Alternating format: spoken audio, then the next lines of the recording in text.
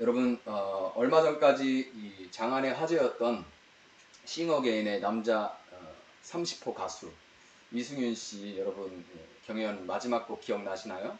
이승윤 씨의 경연 마지막 곡 다 바로 떠오를 겁니다. 물 좀 줘요.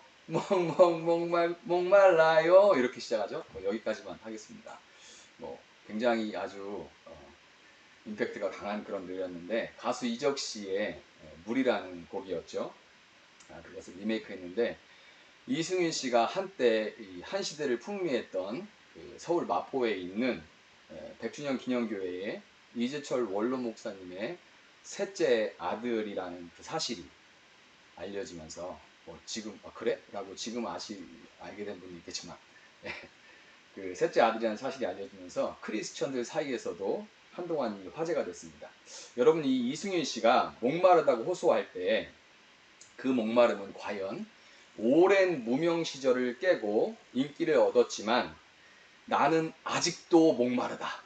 오랜 무명 시절을 깨고 인기를 얻었지만 그러나 이제 시작이다. 나는 아직도 목마르다. 이런 뜻일까요? 아니면 크리스천들이 믿는 사람들이 이제 이승윤 씨가 목사 아들이다 하는 그런 이미지를 떠올리면서 그것과 연결해서 은연중에 마음속에 바라는 대로 예수님, 그 이승윤 씨가 생각하는 거예요. 예수님, 아무리 사람들이 저에게 이렇게 환호하고 스포트라이트가 비춰도 저는 여전히 보이지 않는 주님을 향한 목마름으로 가득합니다. 라는 그런 고백일까요? 목말라요 라는 그런 고백이. 그 마음이야. 그 이승윤 씨의 마음이야. 본인만 알겠죠.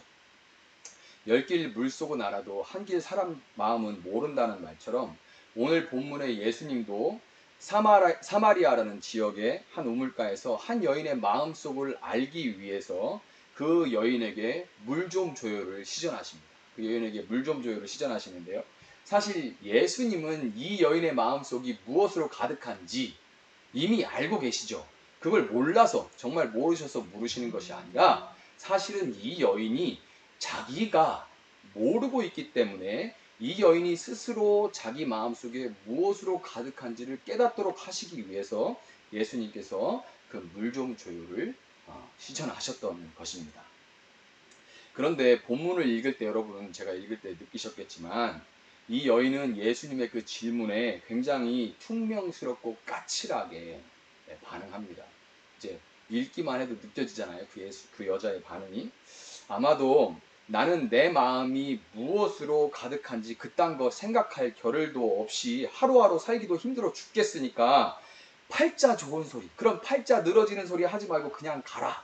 라거나 그런 거는 알아서 뭐 하려고 이렇게 와서 나를 슬쩍 떠보시나 나 무식하다고 깔보려고 그러시나 하는 그런 생각을 하고 있을지도 모릅니다. 그래서 이렇게 퉁명스럽게 까칠하게 반응했을지도 몰라요. 아니면 이 3장에 요한복음 3장에 나오는 니고데모처럼 이렇게 교묘하게 교양과 학식으로 포장하고 있을지도 모르지만 그러나 이 여인처럼 어떤 상처나 자격지심으로 혹은 니고데모처럼 교묘하게 포장하고 교양으로 감추고 교양이나 철학으로 감추고 있을지라도 어쨌든 우리는 그 안에 우리 안에 있는 가득한 목마름을 감추고 정당화하고 살아가고 있는 거예요. 여러분 우리는 오늘 이 시간이 예배를 위해 모인 천모임입니다. 귀한 이 시간에 오늘 이 시간에 예수님과 사마리아 여인의 대화를 통해서 우리가 오늘 이 목마름의 정체가 무엇인지 과연 어떻게 해야 이 갈증을 해소할 수가 있는지 한번 살펴보면서 참된 예배의 의미를 한번 되짚어보고 살펴봤으면 좋겠습니다. 7절에서 예수님이 물 좀 달라고 하시죠. 물 좀 달라고 하셨을 때 9절을 보면 사마리아 여자의 반응은 두 가지예요. 뭐죠? 당신은 유대인이고 그리고 남자인데 왜 나한테 물을 달라고 하는 겁니까? 당신은 남자이고 유대인인데 왜 나한테 물을 달라고 하는 겁니까? 자, 유대인과 사마리아인은 원래 한 민족이었는데 역사적인 어떤 이유 때문에 둘로 갈라지게 되면서 지금 대한민국과 북한처럼 굉장히 이제 불편한 비슷한 이 대한민국과 북한과 비슷하게 매우 불편한 관계가 되어버렸어요. 그리고 당시 고대 사회는 돈으로 여인을 이렇게 사는 그런 일 외에는 남자가 여자에게 공개적으로 말을 거는 일이 금기되어 있었기 때문에 이게 얼마나 금기가 되어 있었냐면 심지어 자기 아내에게조차도 이렇게 공개적으로 말을 거는 일이 금기시되어 있었어요. 그러니까 자 한번 생각해 보세요. 유대인들은 사마리아인과 굉장히 불편해서 우리 한국 사람이 북한 사람 보면 불편한 것처럼 그리고 그래서 말을 하지 않습니다. 거기다가 자기 아내에게도 공개적으로 말을 하지 않을 만한 이런 분위기인데 지금 예수님께서 이 여인에게 말을 걸죠. 그러니까 그만큼 급박한 일이 있는 거잖아요. 그러니까 이 여인이 뭐라고 이 반응이 뭐예요? 당신 지금 물 말고 다른 꿍꿍이가 더 있는 거죠? 이 물 때문이 아니라 뒤에 어떤 흑심이 더 있는 거죠. 왜? 공개적으로 남자가 여자한테 말을 거는 거는 남자가 여자를 돈으로 사는 일 외에는 없으니까요. 당신 물 말고 다른 꿍꿍이가 더 있는 거죠. 흑심이 있는 거죠. 하고 그런 속뜻을 가지고 있는 겁니다. 예수님의 물 좀 달라는 말씀에 오히려 여인의 목마름이 드러나 버렸죠. 예수님이 물 좀 달라고 했는데 오히려 여인의 목마름이 드러나 버렸습니다. 그게 뭡니까? 그거 바로 돈이에요.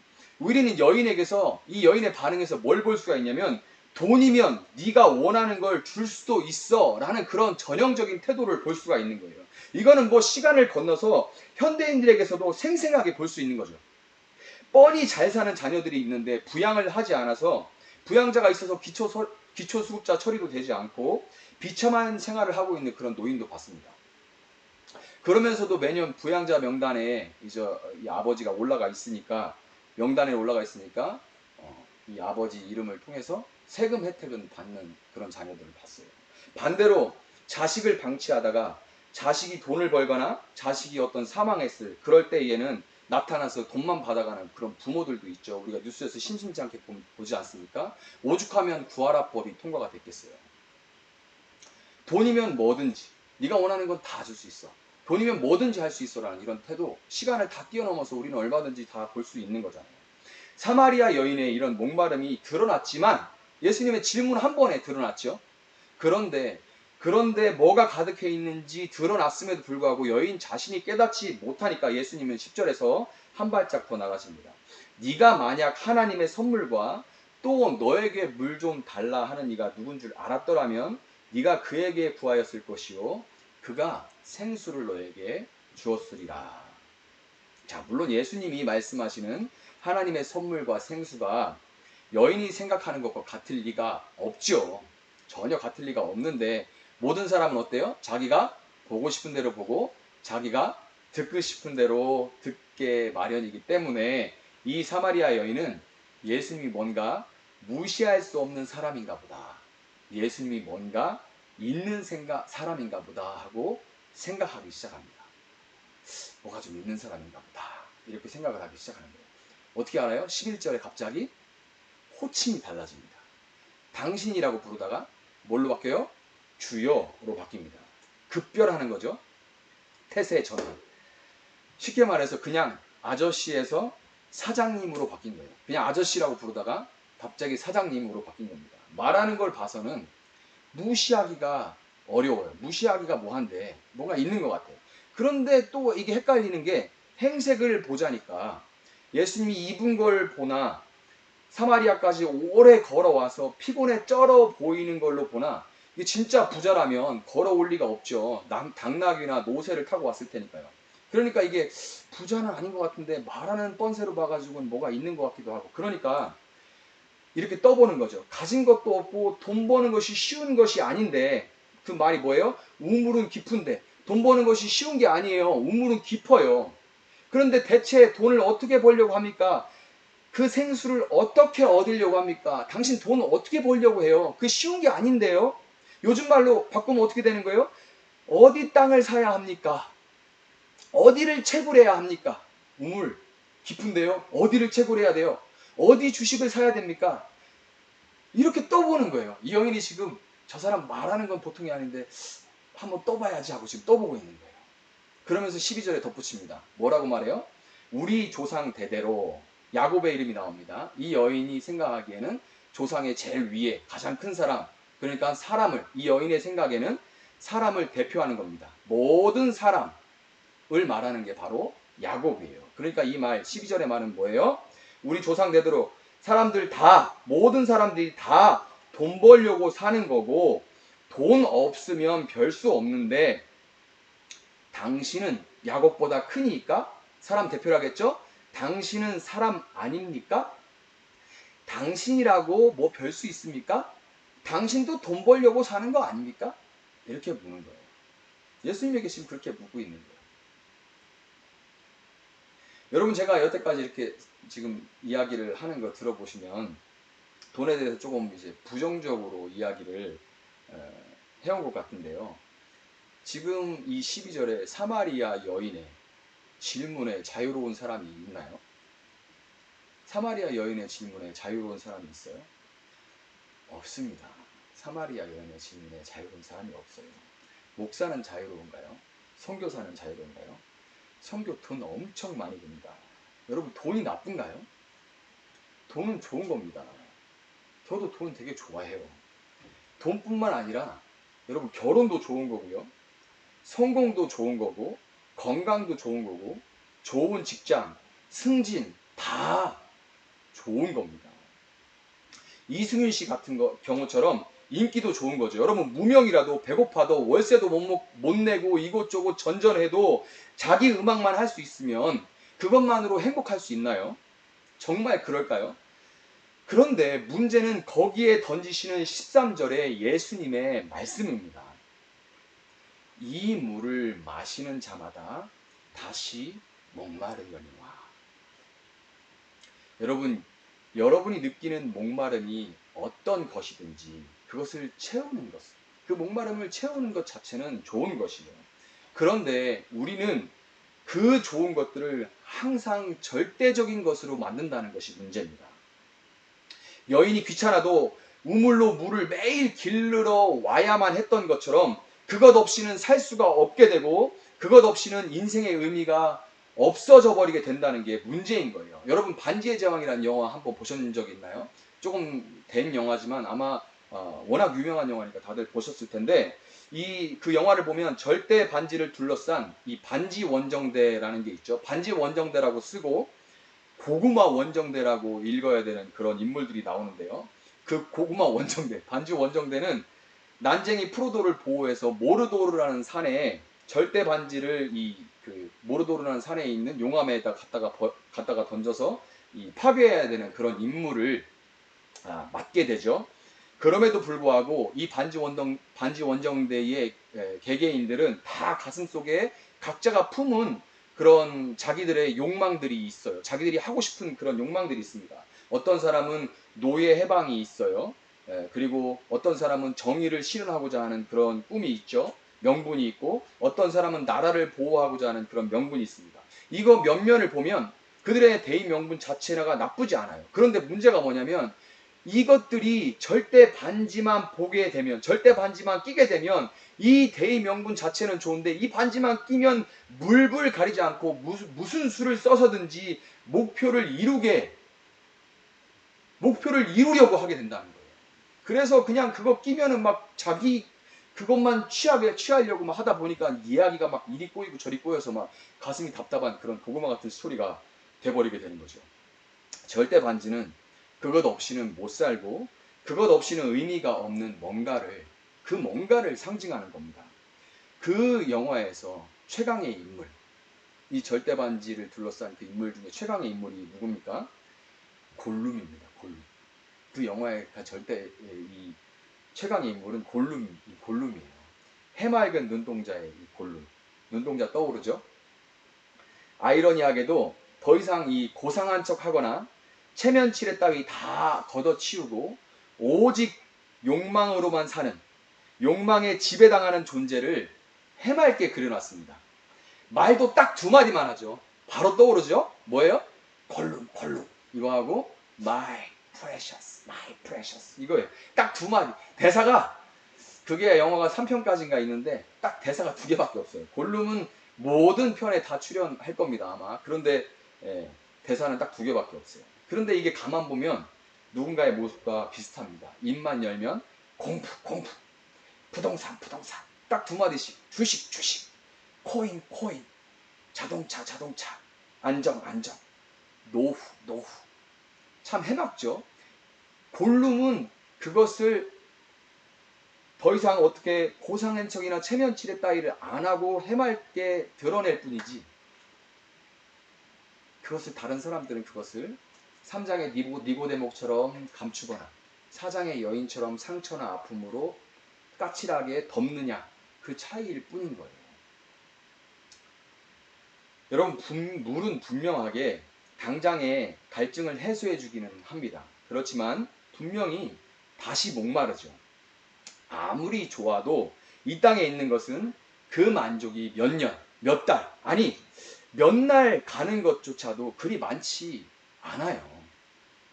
그리고 바로 그 이유가 그 물만을 쫓아 사는 사람으로, 그 물만을 쫓아 살아가는 사람으로 우리를 변해버리게 만들어버리고 마는 겁니다.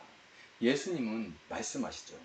돈을 벌고 쓰는 모든 사람은 다시 궁해지겠지만 내가 주는 것을 소유하는 사람은 영원히 궁해지지 않는데, 그것은 내가 주는 것은 그 속에서 영원히 솟아나기 때문이다. 15절을 보면은 이렇게 말해서 알아들으면 설교가 여기서 끝날 텐데요. 이 정도 얘기하면 알아들을 법도 한데, 사마리아 여인은 여전히 이 10절에 하나님의 선물과 물 좀 달라 하는 이가 누구인 줄을 알지 못하고 있었기 때문에 철저하게 자기에게 유익이 되는 대로 대답합니다. 여러분, 그 15절을 한번 자세히 보세요. 한번 눈으로 보세요. 그러면 그녀의 대답을 한번 보면 쉽게 말해서 이런 거예요. 돈 많이 벌고 싶고 그 돈이 떨어지지도 않았으면 좋겠습니다. 이런 뜻이에요. 그렇죠? 그렇게 보이나요? 돈 많이 벌고 싶고요. 그 돈이 떨어지지도 않았으면 좋겠습니다. 이 정도면 오늘 주일인데 주일에 교회 와서 기도하는 많은 분들의 기도 제목을 정말 솔직하게 대표하고 있는 것 같습니다. 마침내 16절에 예수님께서 고구마 같은 정말 답답한 이 상황에 사이다를 들이부으십니다. 가서 네 남편을 불러와라. 가서 네 남편 불러와라. 그 여인이 지금 자기가 뭐에 붙들려 살고 있는지 당최 알아먹지를 못하니까 예수님이 드러내서 직면하게 해주시는 거예요. 여인이 뭐라고 답합니까? 나는 남편이 없나이다. 예수님이 이 대답에, 그 대답 뒤에 숨겨져 있는 이야기를 통해서 그 여인이 드디어 문제를 직면하게, 그 여인에게 가득한 것이 무엇인지 직면하게 해주십니다. 너에게 남편이 5이 있었고 지금 있는 자도 네 남편이 아니니 네 말이 참되도다. 그래, 남편이 없다는 네 말이 맞다. 지금 있는 자도 남편이 아니다. 지금 있는 자도 남편이 아니다. 자도 남편이 아니다. 이 말씀은 너에게 있던 남편 5도 남편이 아니었다. 이런 뜻이죠. 그러니까 이건 뭔 말이에요? 어차피 너는 남자 보고 사는 게 아니라 돈 보고 살고 있는 거다. 그런 말이에요. 너는 남자 보고 살았던 게 아니고 돈 보고 살았다. 돈 보고 살아왔다. 이런 얘기입니다. 사마리아 여인은 왜 이 이야기는 슬쩍 감추고 그냥 남편이 없다고만 얘기했을까요? 이게 너무너무 아픈 얘기니까 그렇죠. 너무너무 아픈 얘기니까 그런 겁니다. 그러니까 오히려 까칠하게 반응하고 감추고 그랬던 겁니다. 어떤 사람의 목마름, 어떤 사람의 갈증은 그 사람을 주체할 수 없는 분노나 불안함과 낙심에 빠뜨리거나 떨칠 수 없는 죄책감으로 괴롭히기도 하는 그런 상처와 아픔 때문에 생기기도 하는 거예요. 이 당시에는 여성에게 인권이라는 개념은 이 약에 쓰려고 해도 찾을 수 없는 그런 때였습니다. 예전에 우리나라에도 소방맞는다는 말이 있었어요. 지금 이 예배 동참하는 분들도 이제 차이가 좀 있어서 들어본 사람도 있고 안 들어본 사람도 있을 텐데 소방맞는다는 말이 있었습니다. 농담이 아니라 밥을 못한다, 아들을 못 낳는다 라는 말로 집에서 쫓겨나는 일들이 일어났던 것이 불과 수십 년 전 일입니다. 지금은 상상도 안 가는 일이죠. 근데 믿기 어렵겠지만 고대 사회에서는 이게 조금 더 심해서요. 아침에 일어났는데 아내가 너무 못생겼다고 이혼당하는 일까지 있었어요. 아침에 일어났는데 봤더니 너무 못생겼어. 이혼. 이런 일이 있었어요. 오늘 함께 예배 드리시는 분들이야 24시간 완벽하시니까 뭐 걱정하실 일이 없겠지만, 그런 식으로 이혼을 당하면서 이혼 증서라도 써주면 재혼이라도 가능했었는데, 그렇지 못하면 사실상 몸을 파는 일 외에는 여성이 사회에서 홀로 살아남을 수 있는 방법은 존재하지 않았습니다. 이 여인도 그런 상황에 놓였기에 사랑 따위, 같이 살 남자가 인성이 어떻고 신앙이 어떻고 따위 그런 거 보고 사는 게 아니라 그냥 그 사람 경제력 보고 사는 거였고, 그렇게 어쩌다 보니까 6번째 남자와 살고 있었던 겁니다. 그 사람이 어떤 사람이야 이런 게 아니라 그 사람 돈 좀 있어, 그 사람 돈 좀 있어, 이것만 보고 살게 된 거고, 살려고 돈을 쫓았는데 어느새 돈 때문에 살고 있게 된 거죠. 살려고 돈을 쫓았는데 어느새 돈 때문에 살고 있게 된 거예요. 여러분, 시간도 수천 년이 흘렀고 장소도 변해서 이제는 대한민국은 페미니즘을 말하는 시대가 됐지만, 여전히 재정적인 안정을 위해 사랑 없는 결혼을 택하는 여성들의 이야기가 얼마나 많고, 그래서 불행한 결혼 생활과 이혼으로 이어지는 그런 이야기가 우리 주위에 다 셀 수도 없이 많다는 것을 우리는 너무나 잘 알고 있습니다. 여러분, 우리는 오늘 예배를 드리기 위해서 이 자리에 모였고요.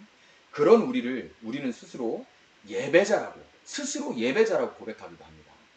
예배는 영어로 worship이라고 하는데요.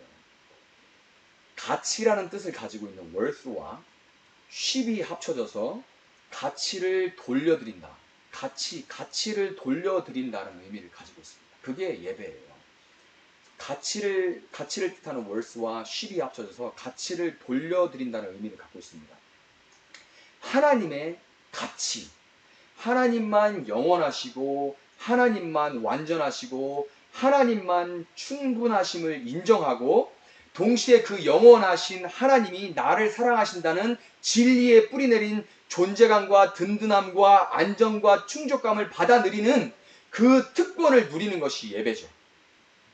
그런데 여러분, 진정 지금 여러분 누구를 예배하고 계십니까? 그게 누구이든 간에 하나님보다 더 중요하고 하나님보다 더 크게 마음과 생각을 차지하는 것이 있다면 그것은 우상입니다.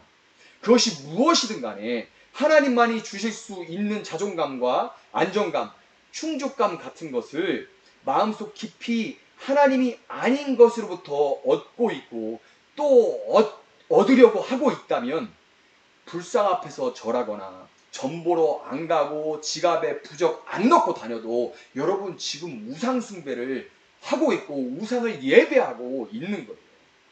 여러분, 사마리아 여인은 우리가 쉽게 생각할 수 있는 하나님과는 아무런 관계도 없이 살고 있던 그런 무신론자 같은 그런 사람이 아니었습니다. 이 여자 사마리아 여인은 야곱과 요셉의 이야기도 알고 있고요, 하나님의 선물에 대해서도 알 만큼 신앙적인 배경이 있었던 사람입니다. 요즘 말로 하면 미지근한 모태신앙쯤이나 예전에 교회 밥 좀 먹었던 사람쯤 되겠네요. 우리 중에도 있죠? 예전에 교회 밥 좀 먹었던 사람. 뜨뜻미지근한 모태신앙. 아버지가 뭐 하는 분, 권사님, 아들, 딸, 있죠? 그럼에도 불구하고 그녀는 예수님과의 대화에서 자기 마음이 우상을 예배하고 있다는 사실을 전혀 눈치채지 못하고 있죠. 전혀 눈치채지 못하고 있어요. 아니, 눈치채지 못하는 정도가 아니라 예수님을 통해서 지금 한미천을 잡아보려고 하고 있습니다. 예수님을 우상 앞에 무릎 꿇게 하려고 했던 거예요. 예수님을 우상 앞에 무릎 꿇게 하려고 했던 겁니다. 여러분, 나름대로 열심히 사는데 자꾸 메마르고 목마르시죠? 어렸을 때부터 다녔던 습관이 있어서 교회는 나오는데 예배에 기대도 없고 딴 생각만 나고 졸리고 그럴 때가 많으실 겁니다. 신앙생활이 무기력하죠. 여러분, 지금 여러분이 나도 모르게 골룸화 됐을 확률이 높습니다. 여러분이 어느새 골룸화가 됐을 확률이 높아요.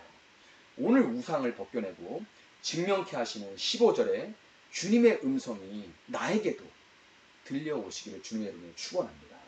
가서 네 남편을 불러오라. 가서 네 남편을 불러오라. 19절에서 사마리아 여인의 흐려진 눈이 조금씩 떠져서 예수님을 선지자, 무슨 뜻이에요? 하나님의 말씀을 전하는 자라고 부르기 시작하듯이 그 여인의 눈이 이제 조금씩 떠지기 시작하는 겁니다. 이렇게 주님의 음성, 네 남편을 불러오라. 너 지금 이걸로 가득 차 있어.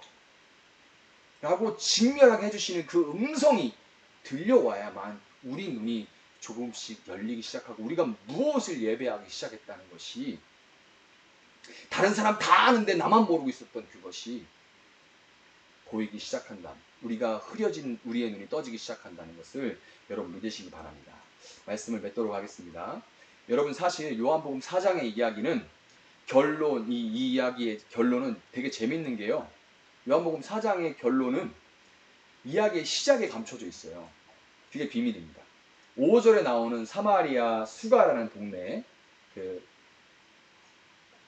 지명이 적혀있죠. 사마리아 수가라는 동네는 야곱이 그 아들 요셉에게 준 땅이 가깝다고 그렇게 설명이 되어 있습니다. 그 이야기는 창세기 48장 22절에 나오는 얘기예요.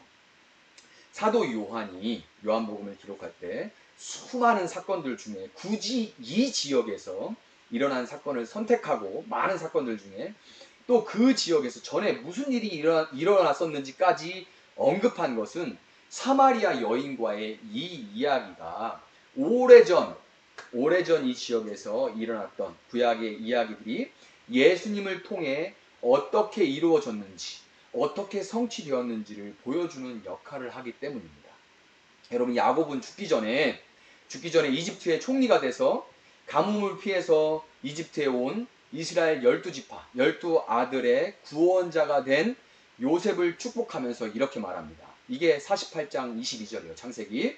내가 너에게 네 형제보다 세겜 땅을 더 주었나니 이는 내가 내 칼과 활로 아모리 족속의 손에서 빼앗은 것이니라. 아멘.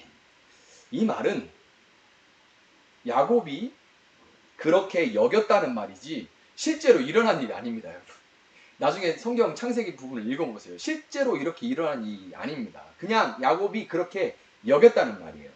세겜 땅은 형 에서를 속이고 도망쳐서 20년 동안 야곱이 뭐 했어요? 바단 아람이라는 지역, 지금의 그 이라크 쪽 이렇게 가가지고 거기서 삼촌 라반의 집에서 목동으로 살던 야곱이 다시 가나안으로 돌아와서 처음으로 정착했던 지역이 이 세겜 지역입니다. 여러분 알다시피 자기만을 위해서 손으로 움켜쥐면서 살았던 야곱을 하나님이 베델이라는 지역에서 처음 만나주신 후에 약복 강가에서 다시 만나주셨지만, 야곱은 여전히 채워지지 않는 욕망만을 위해서 그 목마름을 채우기 위해서만 살아갔죠.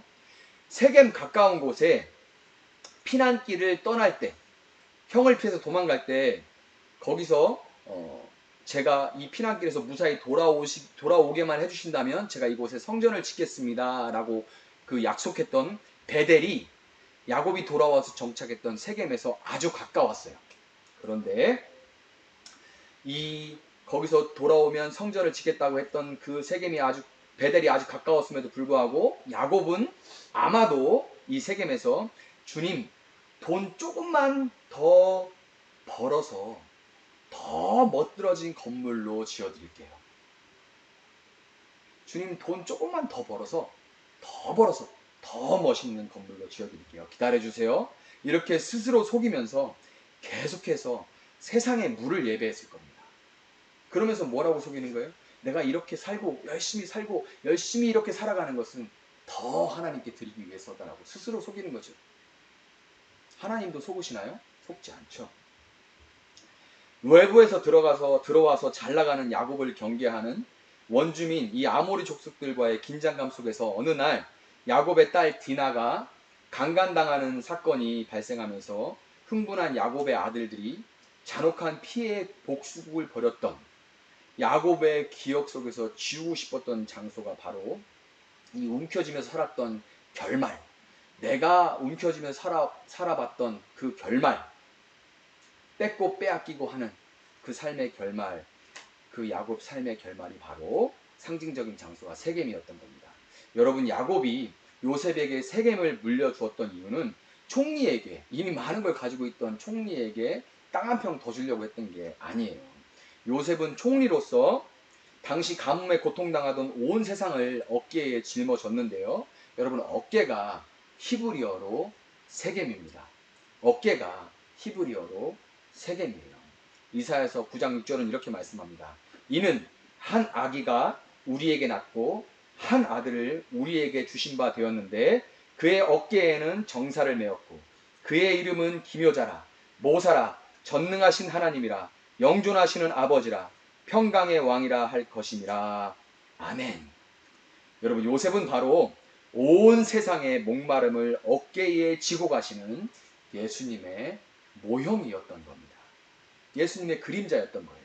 야곱은 죽음을 앞두고 가장 사랑하는 아들에게 평생, 아들아 평생 쟤보다 좀 더 낮게 사는 인생, 내가 큰 거 바랐던 건 아니야, 쟤보다는 조금 더 낮게 사는 인생을 내 어깨에 짊어지고 살았는데 내가 도무지 가뭄을 피할 수가 없더구나. 내가 그렇게 살아보려고 했는데, 그렇게 쟤보다는 조금 나은 인생을 살아보려고 했는데 목마름을 피할 수가 없었어. 오직 하나님만이 내 고단한 인생을 어깨에 짊어져 주신다는 걸 참으로 인정하고 내 삶을 그분께 내어드릴 때만 평안의 생수가 솟아나더구나. 이렇게 유언으로 그 아들에게 고백하면서 세겜 땅을 물려주었던 겁니다. 자기 어깨에서 내려놓고 예수님을 대표하는 요셉에게요. 여러분, 오늘 야곱처럼 사마리아 여인처럼 살아온 우리 앞에 요셉과는 비교도 할 수 없이 크신 하나님의 아들 예수님이 찾아오셨습니다. 우리에게 말씀하십니다. 물을 좀 달라. 물을 좀 달라. 예수님 이 시간 여전히 우리를 찾아오신 것 자체가 하나님의 선물입니다. 우리에게 물 좀 달라고 하시는 이를 위해서 물 좀 달라고 하시는 그분은 우리를 위해 죽으셔서 우리의 모든 죄를 용서해 주셨고 우리를 위해 다시 살아나셔서 영원한 생명을 주실 만큼 우리를 사랑하시는 분입니다. 다시 마음의 문을 뜨고 그분만을 예배하며 주님만이 주실 수 있는 생수를 마시는 여러분 한 사람 한 사람 되시기를 주님의 이름으로 축원합니다. 우리 시간 함께 찬양하고 잠시 기도하는 시간을 갖도록 하겠습니다.